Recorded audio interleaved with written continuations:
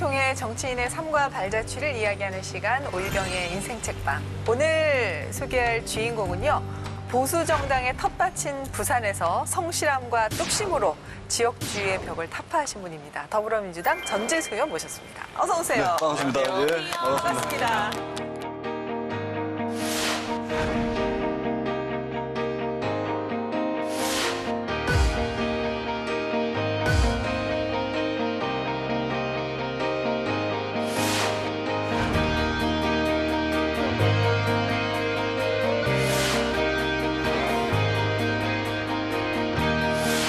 수도권 일극화 문제만 놓고 보면 사실상 20년간의 노력을 했음에도 불구하고 성과가 굉장히 미흡하다, 이런 평가를 할 수가 있겠습니다.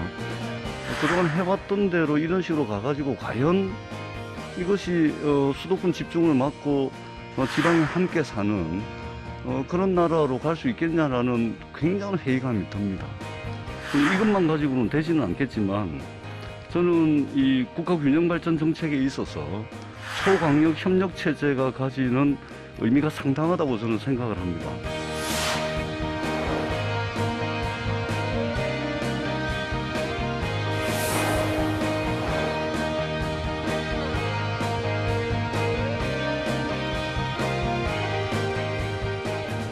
반갑습니다. 아니, 오늘 불러주셔서 정말 고맙습니다. 아, 의원님 이렇게 먼저 이야기 인사 건네주시는 의원님은 진짜 처음인 것 같습니다. 아, 그렇습니까? 역시 방송에 많이 출연하시다 보니까 아닙니다. 편안하게. 예, 요즘 그 방송에서 제가 참 많이 뵙게 돼요. 그러니까 그 정치하는 사람들한테 예. 방송 출연은 이게 메뚜기 한철이거든요. 메뚜기가 봄, 여름, 가을, 겨울 다 살지를 않잖아요. 예. 한철만 살다가 가거든요. 네. 비슷한 예. 것 같습니다. 그러니까 방송 출연도 마찬가지예요. 메뚜기. 아, 그렇습니다.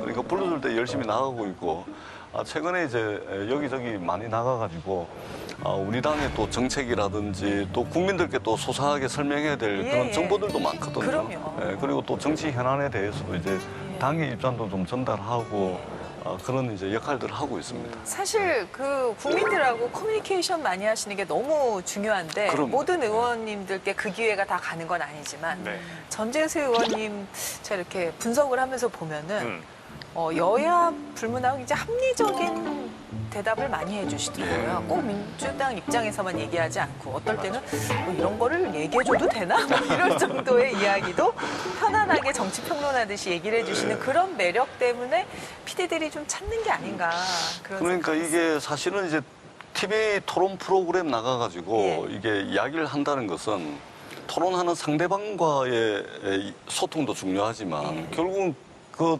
프로그램을 보고 있는 시청자들을 향해서 하는 이야기거든요. 너무 핵심을 정말 잘 알고 계세요. 그러니까 이제 보는 분들이 이제 국민들인데 예. 국민들이 공감 못할 이야기를 맞습니다. 저도 다 만족할 만한 수준은 예. 아닌데 예. 토론 끝나고 나올 때마다 아쉬움이 남아요. 예.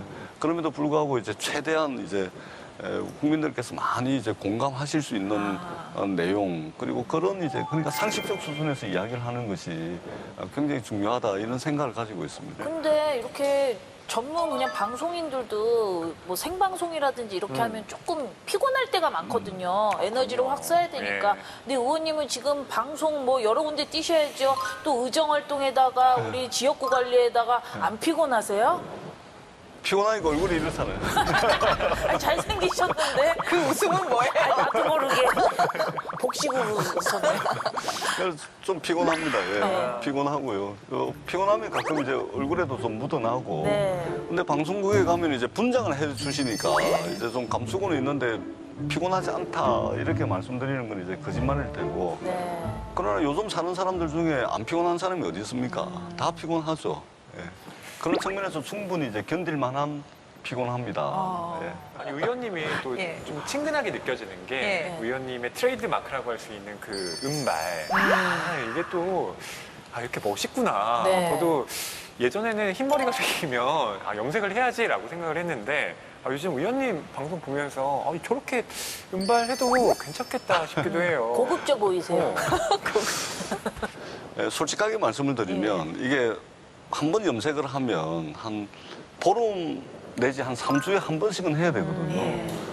그거 힘듭니다. 맞습니다. 그거 맞아요. 예. 뭐 그렇기도 하고 저 같은 경우는 이제 숱하게 많은 실패와 좌절을 했거든요. 10년 동안 제가 이제 선거만 이제 내리 3번을 다 떨어졌거든요.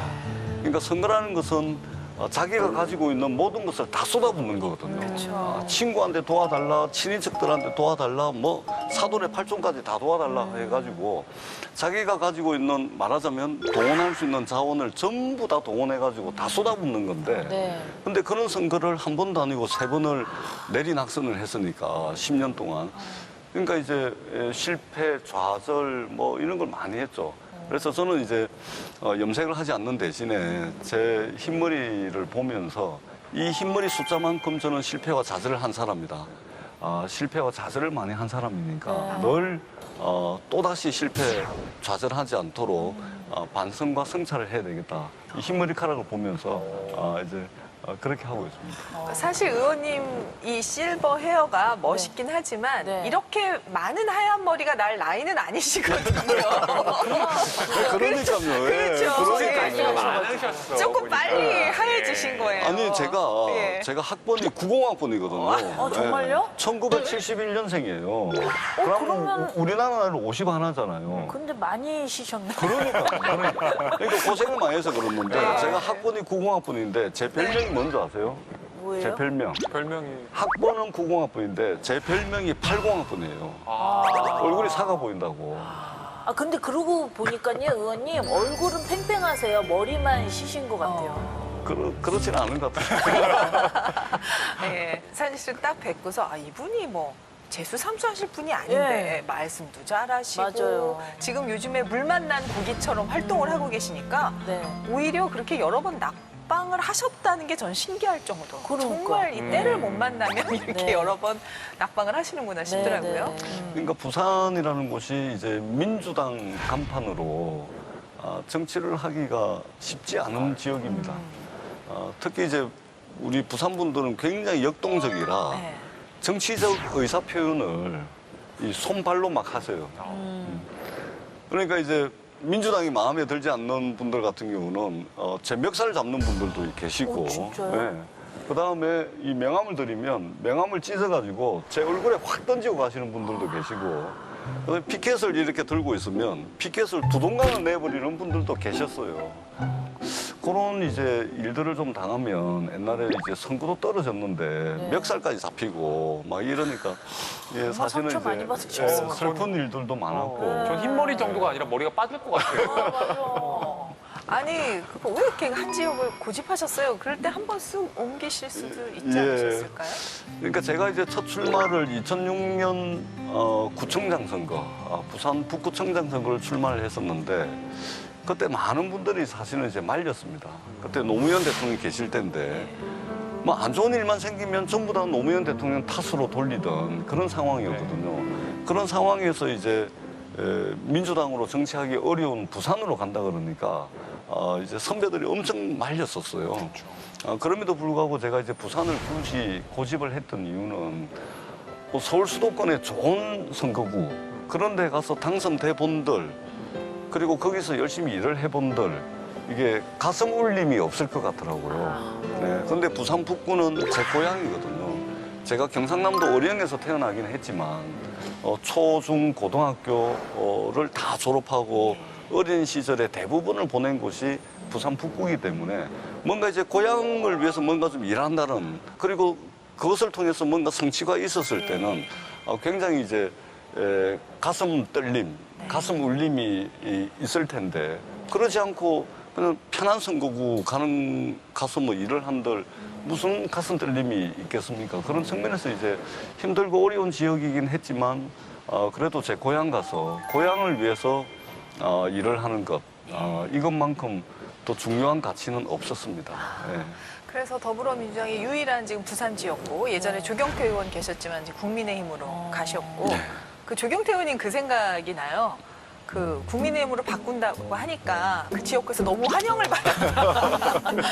그만큼 그 민주당 의원으로 계셨다는 게 좀 힘들다. 근데 그 일을 또 지금 하고 계신 거고. 저도 이제 선거를 할 때 저를 도와주시는 분들의 많은 분들 중에 국민의힘 당원분들이 꽤 있으세요.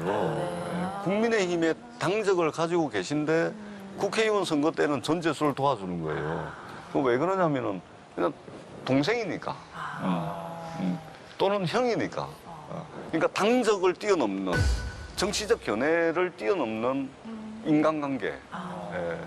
이런 것들이 이제 맺어 나가는 것이죠. 그게 또 매력이군요. 예. 그리고 사람은 좀 이름 따라간다고 이렇게 좀 안 되실 때마다 그래 난 이름이 이러니까 될 거야 이러지 않을까 다음엔 재수하면 될 거야 이런 마인드로 버티시지 아니 않으실까요? 정말 그랬습니다. 그렇죠. 예, 제가 첫 출마를 할 때 무슨 생각을 했냐면 야 할아버지가 제 이름을 지었는데 그래도 손자 이름을 대충 지었겠냐. 그러니까요. 분명히 무슨 의미가 있을 거다.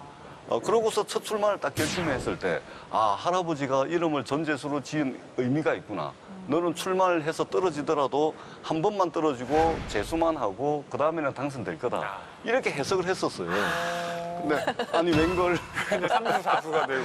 이름은 재수인데 선거를 사수를 했어요, 사수를. 그러니까 저희 할아버지가 아무 생각 없이 그냥 이름 지은 것 같아요. 자, 우리 이제 전재수 의원님의 인생책 오래된 미래 라다크로부터 배우다라는 책이에요.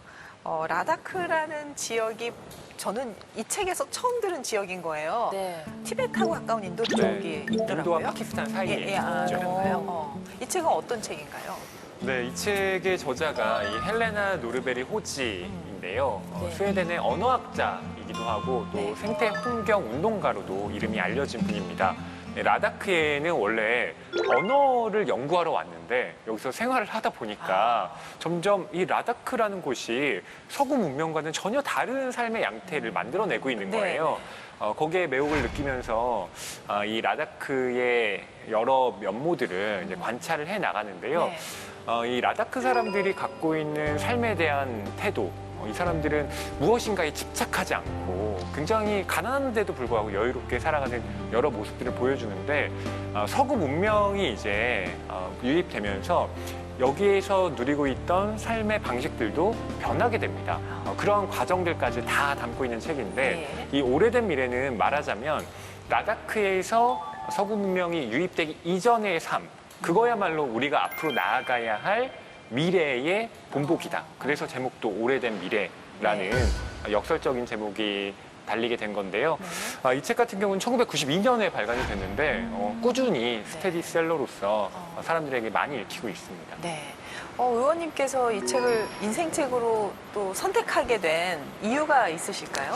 그러니까 사실은 이제 제가 정치를 하는 근본적 질문에 대한 해답이 바로 이 오래된 미래에 들어가 있습니다. 아, 그렇습니까?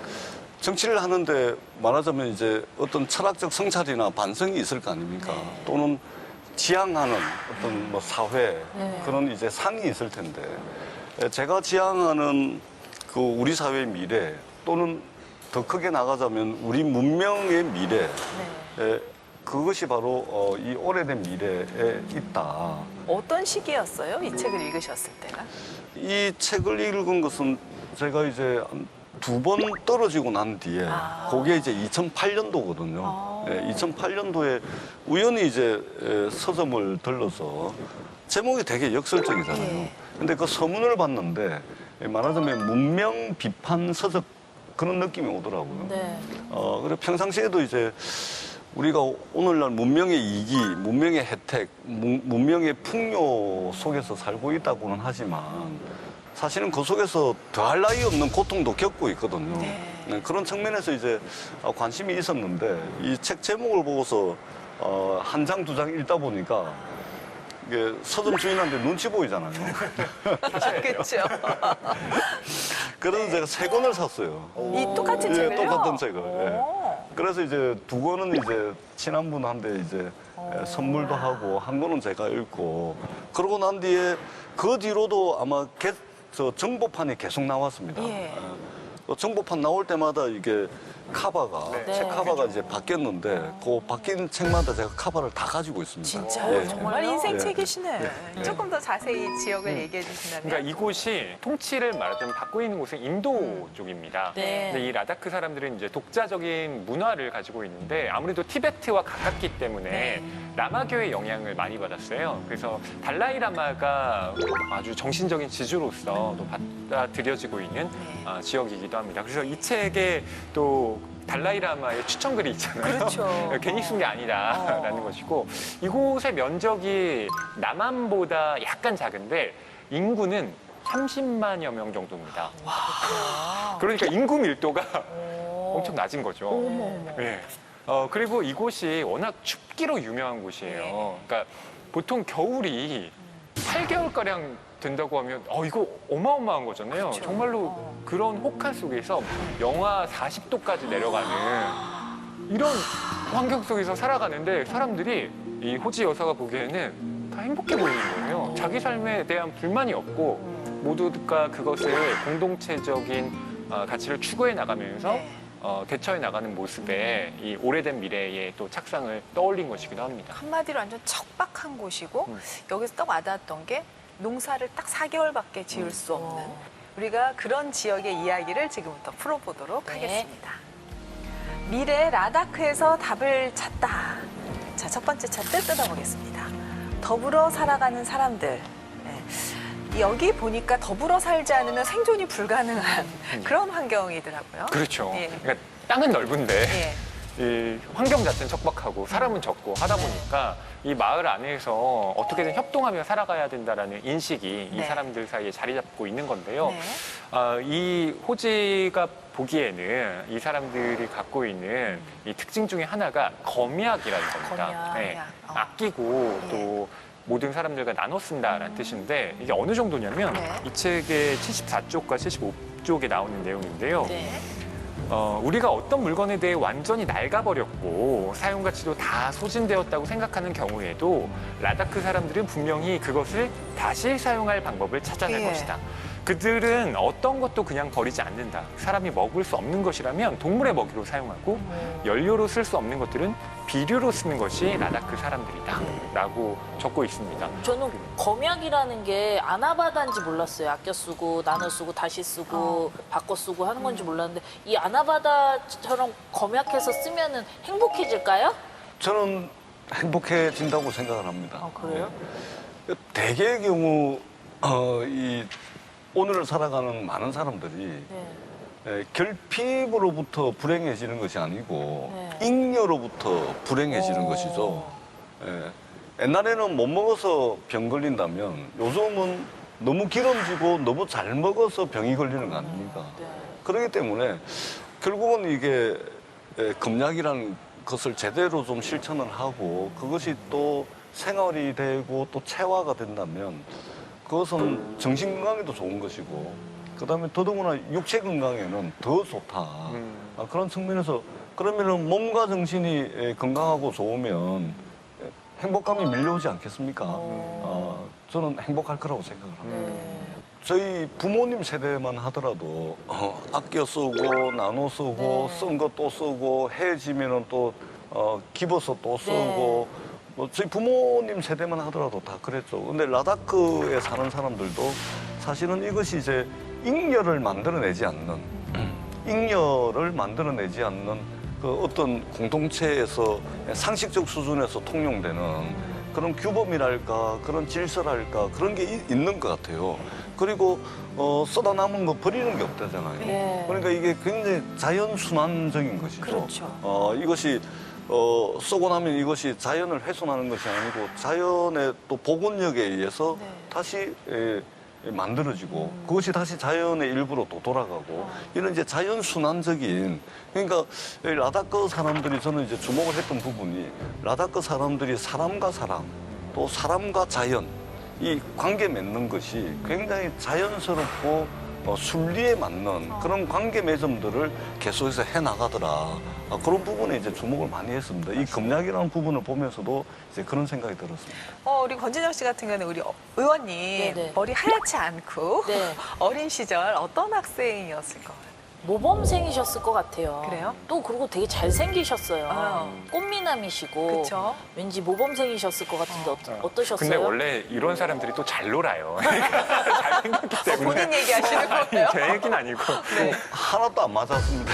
아 진짜요? 어, 진짜요? 책가방보다 저 축구공을 옆에 끼고 다니고 오. 도시락도 뭐 2교시 끝나고 까먹고 저도 왜냐면 그랬는데. 점심시간 때 축구하고 야구하고 농구하고 또 제가 축구를 잘해가지고 네. 동네 어른들하고 주로 그 사이에 끼어가지고 그 틈바구니에 끼어가지고 공을 찾고 그리고 이제 그런 재미가 있는 게 뭐냐면 시합이 끝나니까 네.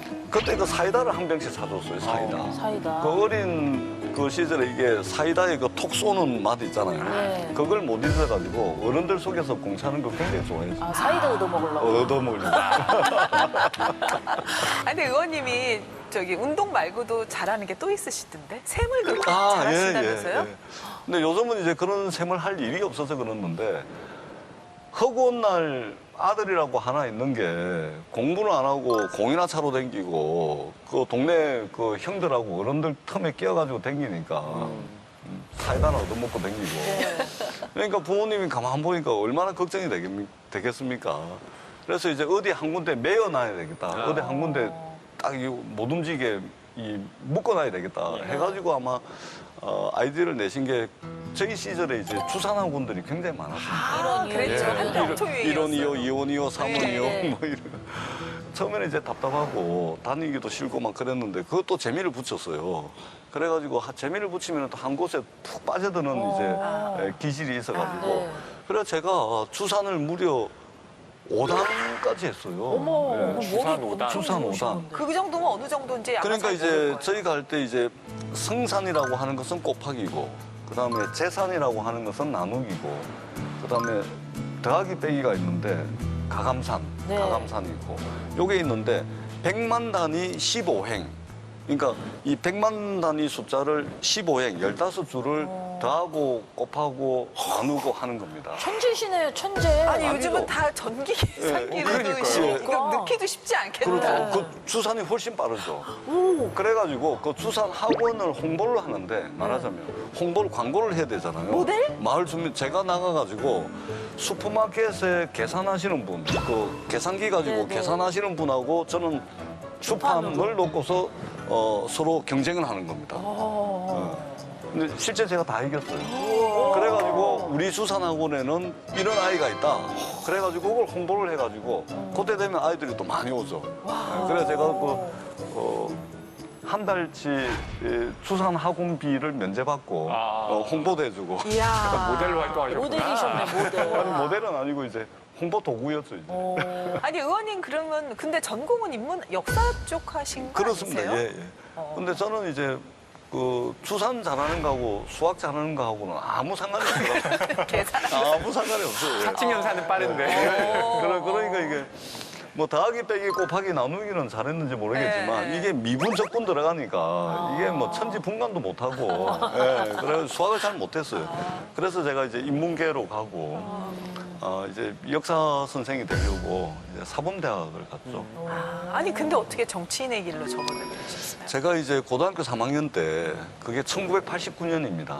1989년도에 정교조가 이제 결성이 돼가 출범을 하거든요. 그러니까 참교육을 이제 외치면서 선생님들이 노조를 만들었죠. 그러니까 제가 가장 존경하는 선생님, 국어 선생님께서 정교조에 참여를 했는데 그 창립식 행사 때 축시를 낭독을 했다 그래서 학교에서 해고를 시켜버렸어요. 그래서 제가 그 모습을 보면서 이제 고등학교 3학년 때 이제 그 부당한 조치에 항의를 해가지고 우리 학교에서 데모도 하고 고등학교 3학년 때 그래서 저도 이제 참여를 하고 그 과정을 보면서 이게 너무 안타까운 일이고 정말로 부당한 일이더라고요. 그래서 제가 이게 역사를 제대로 배워서 역사 선생님이 돼가지고 역사를 제대로 가르쳐가지고 이런 일은 없어야 되겠다. 말하자면 역사적 정의를 세워야 되겠다. 이 어린 마음에. 그래가지고 제가 이제 선생님이 되기 위해서 역사교육과를 갔죠. 가서 이제 보니까 이게 평생을 학교라는 그 울타리 안에 있을 자신감이 없어지더라고요. 그리고 또 이제 학생운동도 하다 보니까 예. 야, 이게 선생님이 돼서 아이들을 가르쳐가지고 역사적 정의를 채우는 것은 엄청난 한계가 있겠더라. 역사 선생님으로서 세상을 변화시키는 것보다 정치를 통해서 세상을 변화시키는 것이 몇 곱절 더 영향력이 있고 예. 확실하겠더라. 그래서 이제 역사 선생님의 길을 포기하고 이제 정치학과로 가서 정치를 하게 된 것이죠. 자, 미래 라다크에서 답을 찾다. 다음으로 넘어가겠습니다. 분열된 공동체. 자, 이렇게 어떻게 보면은 우리 이상향 같은 동네에도 개발의 바람이 불면서 사람들이 변하기 시작하고 이웃 공동체가 분열되기 시작하고 호주 여사가 그 부분이 너무 안타까워서 어떻게 보면은 이제 이 운동에 또 뛰어들게 되신 거죠. 예. 1974년에 인도 정부가 개방 정책을 펴요. 그러면서 라다크에도 이 서구 문명이 유입되게 되는데요. 뭐 외국인 관광객들도 폭발적으로 증가하게 된 거죠. 근데 이 외국인 관광객들이 뭐 오는 게 뭐 그 사람들 입장에서야 신기한 문물을 구경하는 거니까 좋을 수 있는데 라다크 사람들의 입장에서는 이제 비교가 되는 거예요. 그간에는 우리끼리만 살 때 전혀 부족한 게 없다고 느꼈는데 외국 사람들 보니까 번쩍번쩍한 시계도 차고 있고 뭐 선글라스 같은 것도 끼고 있고 심지어 그 사람들이 하루에 쓰는 돈이 라다크 가족 한 가족이 1년 동안 쓰는 돈과 비슷한 거예요. 이제 우리가 가난하구나라는 걸 느끼게 되고 그전엔 가난을 몰랐어요. 그렇죠. 전혀 그렇게 느끼지 않았던 거죠. 그리고 또 미디어의 문화를 접하게 되면서 계속 외국 사람들은 이렇게 사는데 왜 우리는 아직도 연료를 이렇게 힘들게 구해와야 되느냐부터 시작해서 여러 사람들에게 이제 그 공동체가 분열될 수밖에 없는 그런 현상들이 이제 나타나기 시작했던 건데요. 그 중에 한 대목이 이런 겁니다. 내가 라다크에 처음 왔을 때는 처음 보는 어린아이가 달려와서 내 손에 살구를 꼭 쥐어주는 일이 많았는데 지금 그 어린아이들은 뭔가 칙칙한 옷을 입은 그냥 거리의 아이들을 연상시키는 모습으로 변해버렸다. 그리고 이제 외국인들과 마주치면 한 푼만 주세요라고 손을 내민다는 거예요. 이런 변화의 모습이 바로 그 분열된 공동체를 결정적으로 또 상징한다고 볼 수도 있겠죠. 그 예전에는 라다크 사람들은 농번기에 일손이 필요하면 그냥 옆집에서 오고 그럼 그 집 필요할 때 내가 가고 하면 됐는데 어느 순간 일손을 쓸래도 돈이 필요한 거예요. 네. 어떻게 보면 인류가 경험했던 여러 가지 문명이 있을 텐데 오늘날 우리가 누리고 있는 이 자본주의 문명이 지고지순한 최고의 문명, 인류가 도달할 수 있는 최고의 문명이다. 라고 하는 것은 굉장히 저는 무지하고 오만하다고 생각을 합니다. 바로 이 어린아이들이 달려와가지고 전혀 생명부지의 사람에게 살구를 손에 꽉 쥐어주는 이것은 뭐냐면 사람과 사람이 맺을 수 있는 저는 최상의 가치라고 생각을 하거든요. 근데 이제는 거지가 된 거예요, 아이들이. 이 돈이 무엇인지 아는 것이죠.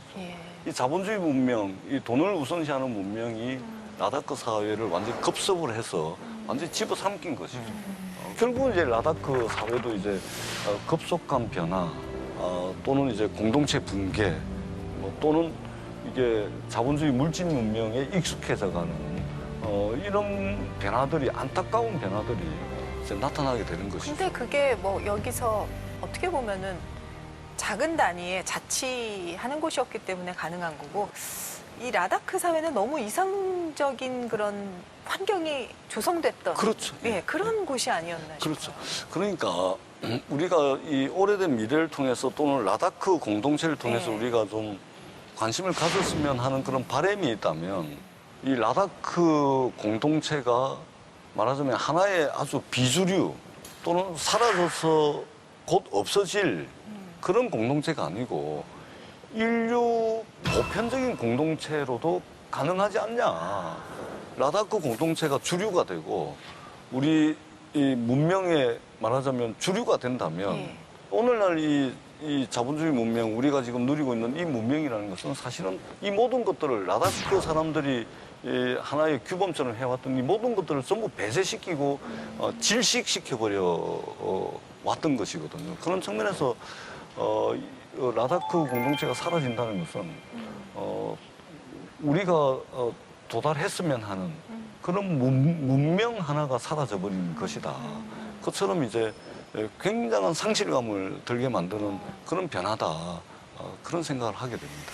의원님 근데 이제 선거 얘기도 잠깐 하면은 그 사모님이 되게 유명하시더라고요. 그 사실은 그 한 16년 4번 떨어지는 동안 아내의 내조가 얼마나 대단하셨겠어요. 그래서 그런지 거의 뭐 그 동네에서는 거의 뭐 북구댁이라고 불릴 정도로. 그때 이러면은 왠지 돌아보실 것 같아요. 그렇습니다. 제 생각에는 보살님. 그렇죠. 그 어떤 내조를 받으셨는지 좀 얘기를 해주세요.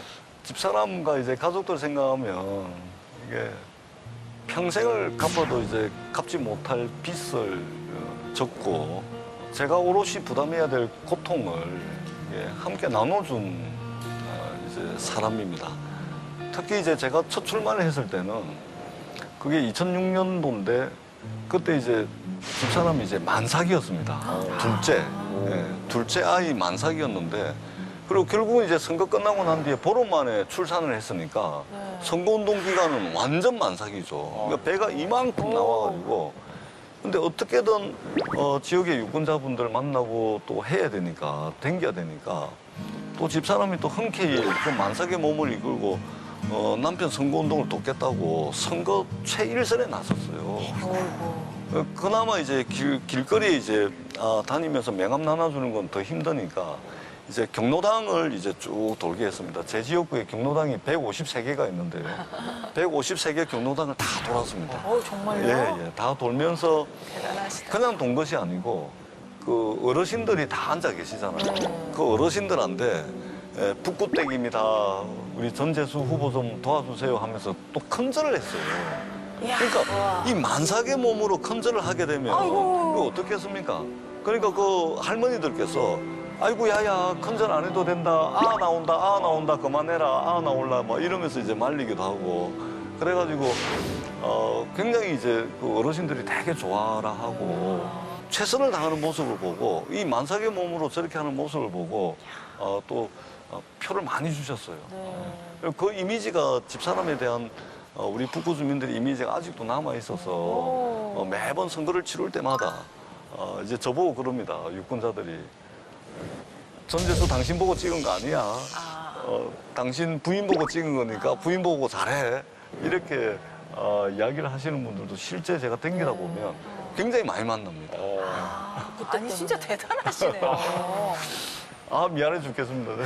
자, 미래 라다크에서 답을 찾다. 다음으로 넘어가겠습니다. 라다크 프로젝트. 그래서 이제 더불어 가는 사람들이 분열된 공동체를 보고 호지 여사가 안 되겠다. 그래서 라다크 프로젝트를 시작하는 그런 내용이 이제 책에 쭉 나오죠. 이 책이 이제 후반부에 나오는데요. 이 라다크 같은 경우는 고산지대이기도 하고 비가 거의 내리지 않는 지역이에요. 그러다 보니까 300일 이상 해가 뜨는데 춥잖아요. 그럼 난방을 어떻게 할까? 다른 데서 연료를 구해오는 건 굉장히 비효율적이니까 태양열 난방을 이용하는 거죠. 그걸 이 호지 여사가 또 추진을 하고요. 근데 당시에 마을 사람들이 그렇게 좋아하지 않았다는 거예요. 그거 해봤자 뭐 진짜 난방이나 되겠어? 라고 다들 의심하고 했는데 결국 그걸 추진해서 좋은 결과를 얻어냈고 또 공동체 의식이 계속 파괴되어 가고 있잖아요. 근데 이 라다크 같은 경우는 또 연극이 그 전부터 전통 문화로서 잘 행해져 왔기 때문에 공동체 의식을 함양할 수 있는 연극 프로그램도 계속 만들고요.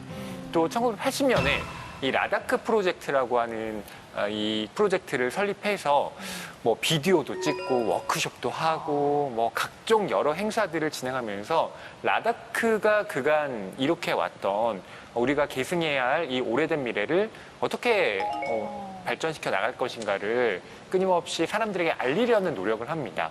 그러니까 또 라다크의 청년들도 처음에는 밀려오는 서구 문물에 홀라당 빠졌다가 다시 좀 중심을 잡기 시작하고 그래서 라다크 프로젝트라는 게 이제 생겨서 어느 정도는 공동체가 좀 회복되는 그런 좀 좋은 결과를 낳지 않았나 싶은데 의원님께서는 어떻게 이런 걸 보시면서 우리나라를 만들고 싶은 방향이나 앞으로 하고 싶은 방향이 그런 공동체를 만드시는 거예요? 그렇습니다. 예.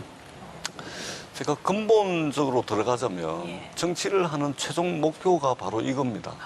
그러니까 우리나라뿐만이 아니고 유럽이라든지 미국이라든지 여러 군데에서도 이 자본주의의 탐욕성, 무한대로 추구하고자 하는 이 극단적 이윤 이것을 대체할 수 있는 조금 더 인간의 얼굴을 한 자본주의, 따뜻한 인간의 모습을 한 자본주의 모습 이런 것들을 좀 만들어가야 되지 않겠느냐 이런 이제 문제의식들을 가지고 있습니다. 네.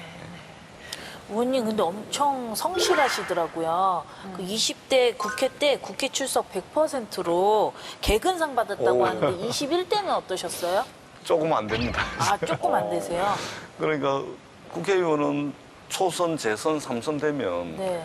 업무량이 계속 늘어납니다. 오라는데도 더 많아지고 처리해야 될 일들도 더 많아지고 어떻든 이 성실해야 된다는 것은 결국은 출석률로 드러나기 때문에 어떤 시기든 출석을 해야 된다 이런 원칙은 가지고 있는데 여의치 않아 가지고 한두 번, 뭐 두세 번 빠진 적은 있습니다. 그래서 지금은 이제 100%가 깨졌어요. 한 번 깨지니까 무너지더라고요. 근데 너무 바쁘시니까. 예. 네. 사실은 이제 다른 일을 하고 열심히 쫓아갔는데 본회의장 문을 딱 여니까 의장님께서 오늘 회의는 산회합니다. 딱딱. 그 간발의 차이로. 아이고, 그래서 아쉽네요. 그래가지고 결석이 한 번 되니까 이게 마음이 엄청 속상하더라고요. 그러셨군요. 네, 의원님 어떤 법안을 올리셨을까 참 궁금하네요. 어떤 법안들 통과시키시고 어떤 법안들 지금 대기하고 있나요? 사회적 경제법이라고 제가 대표 발의를 해놨습니다.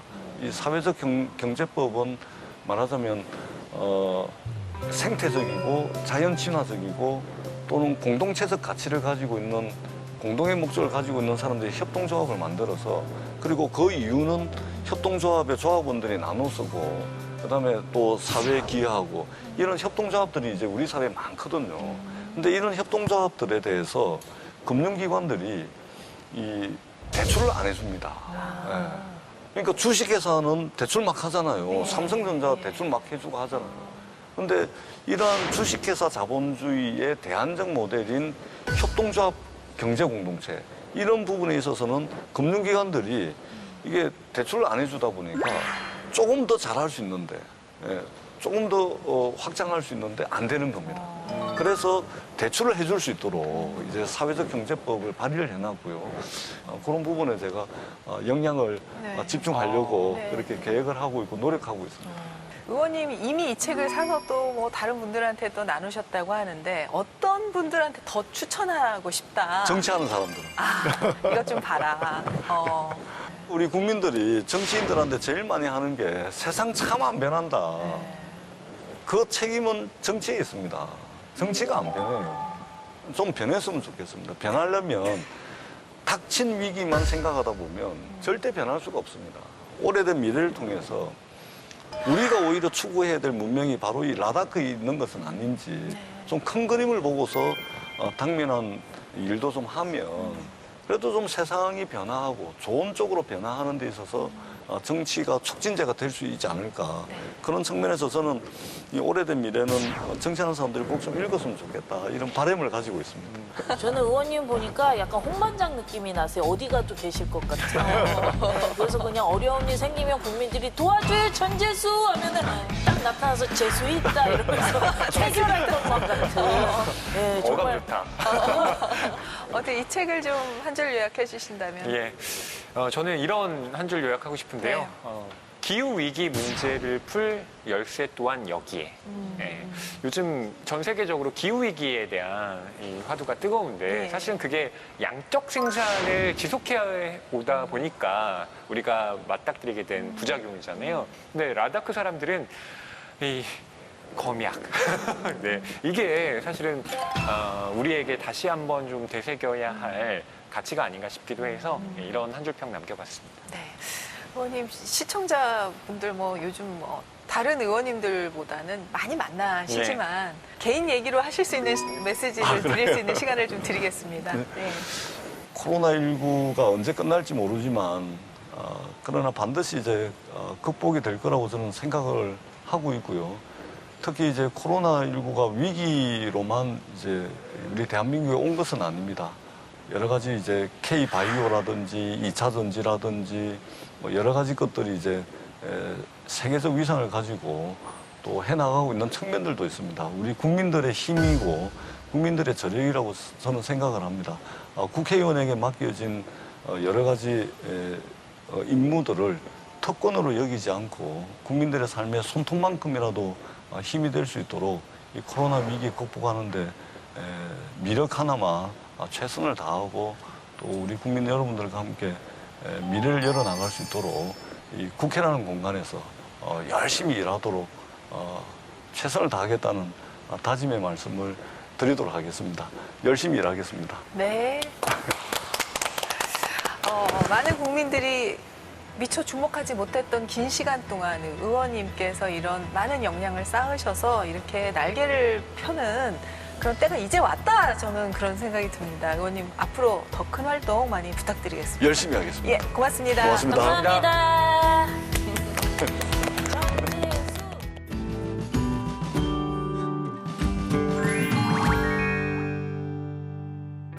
안녕하세요. 홍재경입니다. 국회 도서관이 추천하는 새로 나온 책과 다양한 테마 도서를 소개하는 오늘 모익집. 오늘은 국회 도서관장이 선택한 책을 만나보는 시간, 도서관장의 원픽을 준비했는데요. 먼저 주목받고 있는 문학 분야 신간을 소개해드립니다.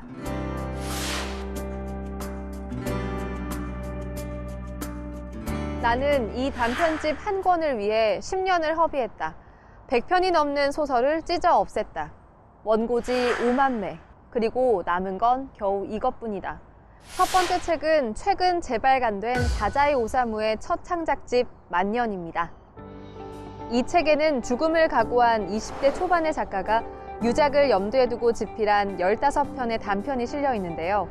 다자이 오사무라는 필명으로 발표한 최초의 작품 열차를 비롯해 외로웠던 유년기와 아련한 첫사랑의 기억을 담은 자전소설 추억과 최선을 다할수록 오히려 실패와 좌절을 맛보는 청년들의 자포자기 심정을 희화화한 로마네스크까지.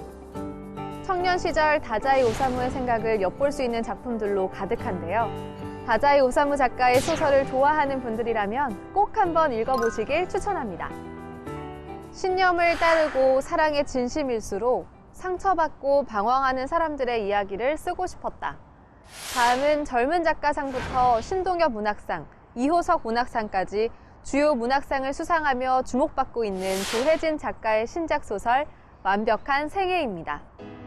직장을 돌연 그만두고 제주로 여행을 떠나게 된 윤주와 제주 생활을 하는 동안 윤주의 방을 빌려 한국 여행을 하게 된 홍콩인 시진.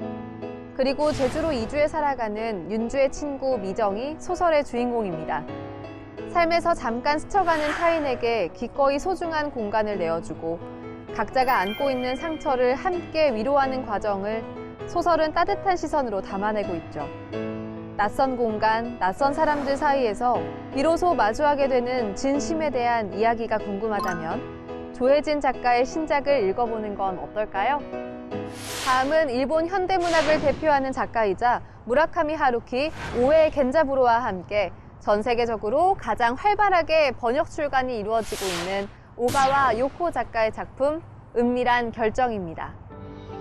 1994년에 출간된 이 작품은 작가의 초기작에 속하는 장편소설로 2013년 불어판을 시작으로 28개국에 번역되며 재조명을 받고 있는 작품인데요. 소설은 알 수 없는 힘으로 사물의 존재와 기억이 사라져가는 섬을 배경으로 이야기가 전개됩니다. 주기적으로 소멸이 일어나면 섬에 살고 있는 사람들은 모든 기억을 잃고 기억을 잃지 않는 사람들은 비밀 경찰에 끌려가 사라지고 마는데요. 소설가인 주인공 나는 소멸이 일어나도 기억을 잃지 않는 사람들을 몰래 지켜가며 아슬아슬한 삶을 이어가죠. 오가와 요코 작가만의 특색 있는 스릴러 작품을 만나보고 싶은 분들에게 이 책을 추천드립니다. 현진권 국회 도서관장이 선택한 책을 만나보는 시간, 도서관장의 원픽. 오늘은 자유롭고 공정한 사회에 대해 탐구한 책 정치란 무엇인가에 대해 이야기 나눠보겠습니다. 관장님 안녕하세요. 예, 안녕하세요. 네, 반갑습니다. 자, 이번에 선정해 주신 책 정치란 무엇인가 어떤 책인가요? 예, 정치의 그 원뿌리부터 출발해서 정치가 현실 세계에서 어떻게 활용되고 제대로 정착되어야 되는가 하는 그런 문제에 대해서 핵심을 짚어주시고 확실하게 방향을 제시해 준 그런 책입니다. 정치란 무엇인가를 집필한 이 함재봉 교수님은 네. 자세하게 좀 어떤 분인지 예, 궁금해요. 한국 사회에서 뭐 이미 잘 알려져 있는 정치학자입니다. 네. 미국에서 주로 공부를 하셨고 경제학 지식도 있는 분입니다.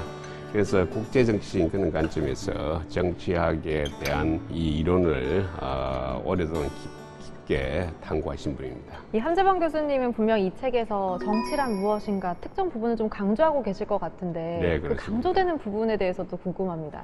예, 정치라는 것은 이 개인의 삶하고는 좀 떨어진 어떤 뭐 공적인 영역입니다. 공적 영역에서 활동하시는 정치인들은 이런 개인 영역, 다시 말해서 자기의 탐욕이라든지 이런 부분을 정치 영역에서 만족시키려고 하게 되면은 개인뿐 아니라 우리 사회, 우리 국가가 망가질 수밖에 없다 하는 그런 부분을 특별히 강조를 했습니다. 특별히 누군가에게 추천해주고 싶다면 좀 어떤 분들이 읽으면 도움이 될까요? 제목이 정치란 무엇인가이기 때문에 내년에 정치 시즌에 맞춰서 참가하는 모든 정치인들, 대한민국 정치인으로서 정치란 무엇인가 하는 그런 철학적이고 심오한 질문에 대해서 스스로 좀 공부를 하고 정치 활동을 해 주시는 것이 대한민국 발전에 큰 역할을 하게 될 것이다 이렇게 생각합니다. 자, 오늘 이렇게 지금까지 현진광 국회도서관장님과 정치란 무엇인가에 대해 함께 이야기 나눠봤습니다. 관장님 오늘 함께해 주셔서 감사합니다. 네, 감사합니다. 자세한 책 내용은 국회도서관 홈페이지에서, 다시 보기는 국회방송 홈페이지에서 보실 수 있습니다. 저는 다음 주 새로운 책과 함께 찾아뵐게요.